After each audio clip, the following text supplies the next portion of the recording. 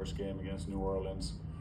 I think we're in that situation where we want to keep, it sounds funny, but we want to keep playing with high pace and good intensity. You need some bodies for that. Plus, we feel like we're getting a better grasp of our players and want to see everybody in different type of situations and to allow guys to show what they have in this situation, because that's what we believe is the silver lining with the injuries that we have, that we gain more information on our guys.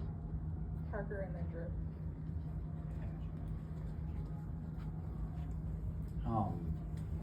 So the offensive rating was just a hair over 100 in this game. Was there anything that kind of stood out with the execution or the shot quality that Miami may have taken away for y'all? Yeah, we were thinking the first half, very few transition opportunities, and with transition opportunities, I mean chances to attack an unorganized defense. And because they were making every shot, when they weren't, they were controlling the boards, a lot of fouls from the free throw line. I thought our offense was clunky in the half court. We didn't have great player or ball movement.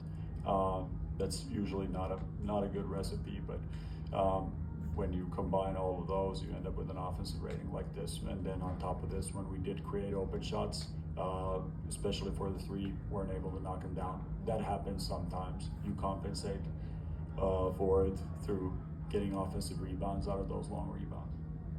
Last question, Drew. We saw the interaction with John Jaren early in the game with the pick and roll situation that resulted in a basket, but also Jaren's had 4 fouls in the first half of both of these games, and a lot of them have been offensive.